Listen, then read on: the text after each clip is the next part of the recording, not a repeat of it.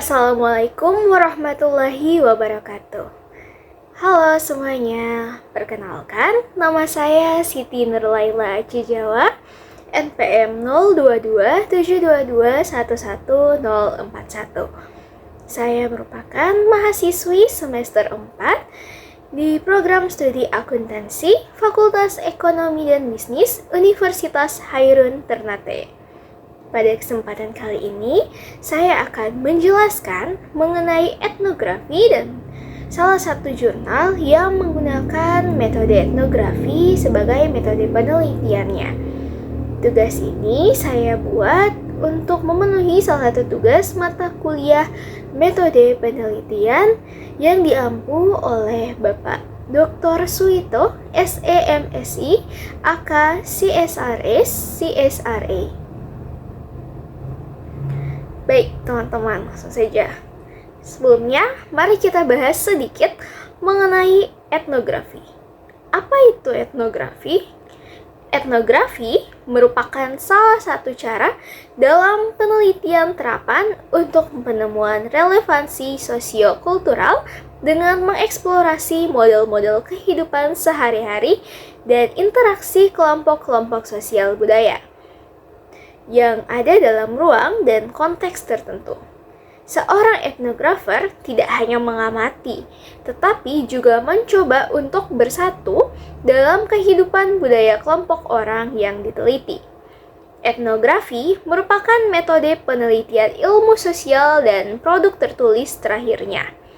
Sebagai metode, pengamatan etnografis melibatkan penanaman diri secara mendalam dan jangka panjang di lokasi penelitian untuk mendokumentasikan secara sistematis kehidupan sehari-hari pelaku dan interaksi dari komunitas orang-orangnya.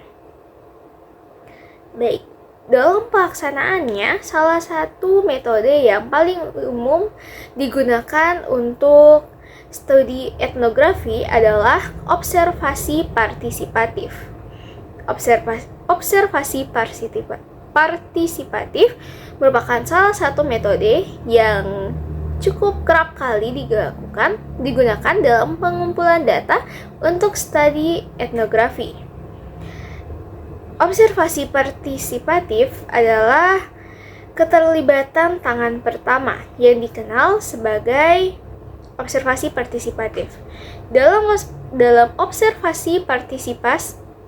observasi partisipan, peneliti menenggelamkan dirinya dalam lingkupan budaya, biasanya dalam jangka waktu tertentu supaya menjadi lebih dekat dan akrab serta membangun keintiman dengan kelompok tertentu.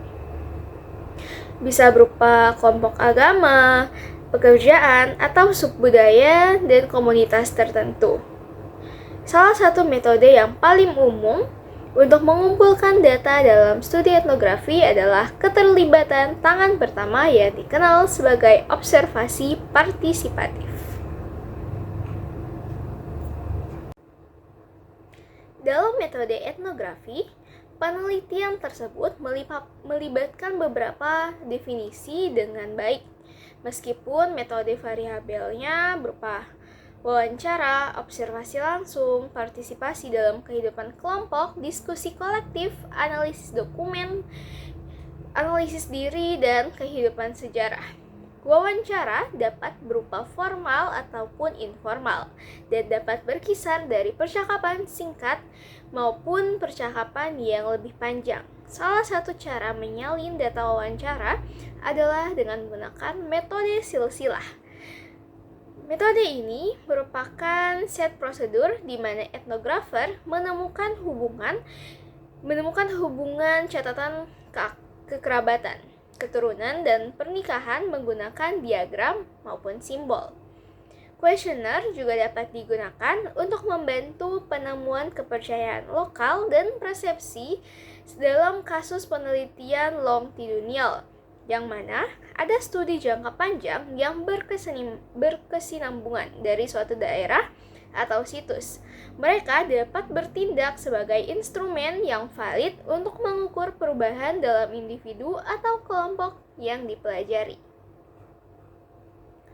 Keuntungan etnografi ini adalah merupakan sebuah teknik yang dapat memaksimalkan pemahaman peneliti dari konteks sosial dan budaya di mana perilaku manusia terjadi.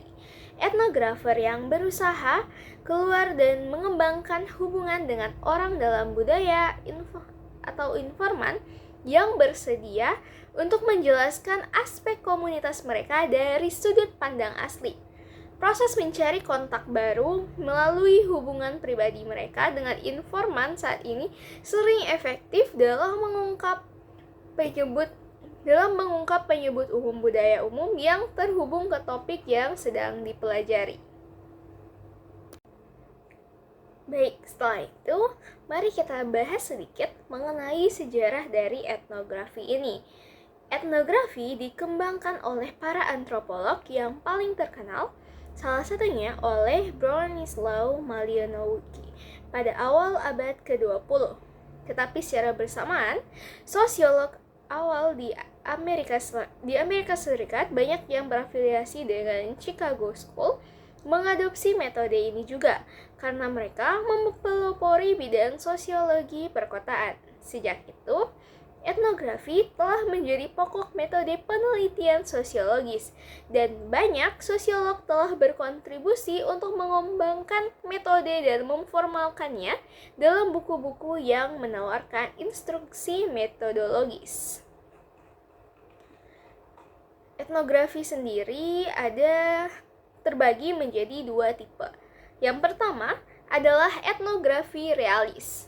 Etnografi realis merupakan tipe atau jenis tradisional di mana peneliti mencoba untuk mendapatkan data atau situasi individual dari sudut pandang orang ketiga. Peran orang ketiga sangat penting karena dapat memberikan pandangan objektif tentang fenomena yang sedang diselidiki. Tipe etnografi realis menawarkan etnografer kesempatan untuk memberitahu orang ketiga tentang apa yang sedang diamati. Para etnografer bisa mengambil posisi di belakang layar dan memposisikan pendapat objektif peserta sebagai fakta sosial. Laporan yang ditulis oleh etnografer realistis bebas dari prasangka pribadi dan politik serta pembenaran atas fakta sosial atau bahkan pernyataan yang tidak berharga. Tipe kedua adalah etnografi kritis. Tipe etnografi ini adalah tipe yang lebih kontemporer di mana peneliti berpartisipasi dalam sinkronisasi atau pertahanan kelompok sosial budaya yang diteliti. Etnografer kritis merespons kondisi masyarakat saat ini yang mengasumsikan bahwa sistem kekuasaan, prestise, dan hubungan otoritas cenderung meminggirkan individu dari berbagai kelas, ras, dan gender. Oleh karena itu, suara orang pertama yang hidup dalam situasi atau konteks yang dipelajari sangat penting. Salah satu fitur dari tipe etnografi ini adalah dorongan nilai tambah emansipatoris yang didukung oleh peneliti. Selanjutnya juga saya akan memaparkan mengenai tujuan etnografi. Tujuan etnografi adalah untuk mengembangkan pemahaman yang kaya tentang bagaimana dan mengapa orang berpikir, berperilaku, dan berinteraksi seperti yang mereka lakukan dalam komunitas atau organisasi tertentu. Dan yang paling penting untuk memahami hal-hal ini dari sudut pandang yang dipelajari atau dikenal sebagai perspektif emik atau sudut pandang orang dalam.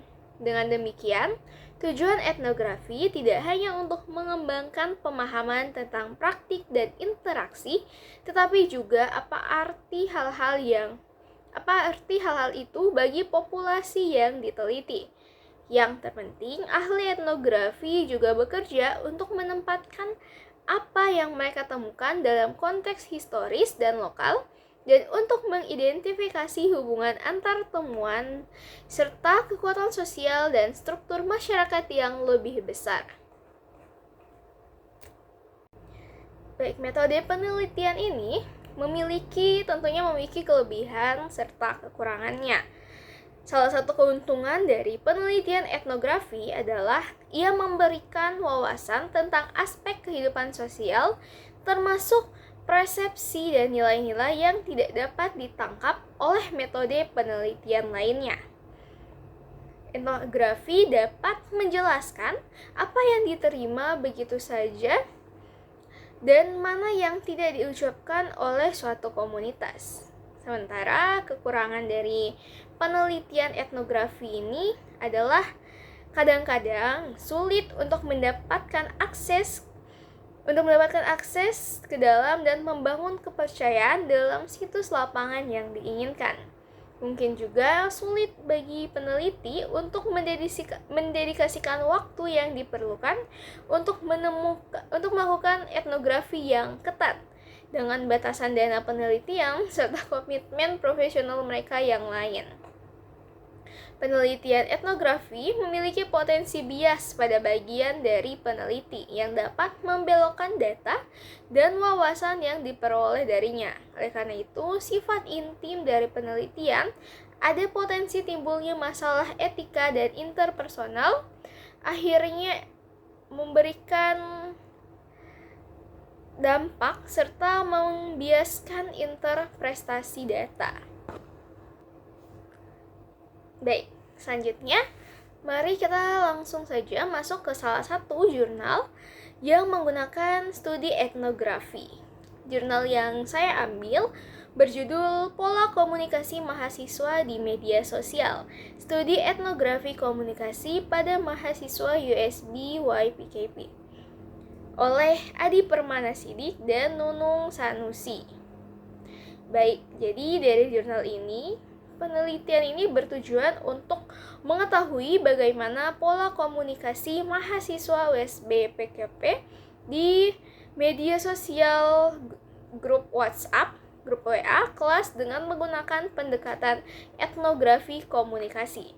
Hasil penelitian ini menunjukkan beberapa penemuan tentang motif mahasiswa menjadi anggota grup WA yang beragam. Kemudian bahasa-bahasa yang digunakan oleh para anggota grup WhatsApp yang beragam, mulai dari bahasa Indonesia, bahasa daerah seperti Sunda, Jawa, Sumatera, Betawi, Papua. Teman-teman atau topik-topik pembicaraan juga beragam, walaupun mayoritas dan paling banyak adalah soal akademik, seperti kehadiran dosen, tugas mata kuliah, deadline pengumpulan tugas, fasilitas kampus.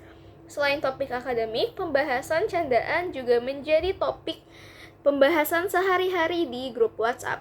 Temuan lainnya, topik yang paling dihindari oleh anggota grup WA yaitu mengenai politik karena dimaknai sebagai topik yang sensitif. Baik. Penelitian ini menggunakan studi etnografi, khususnya etnografi komunikasi, yang merupakan teori atau metode yang dimasukkan pada kategori atau paradigma interpretatif.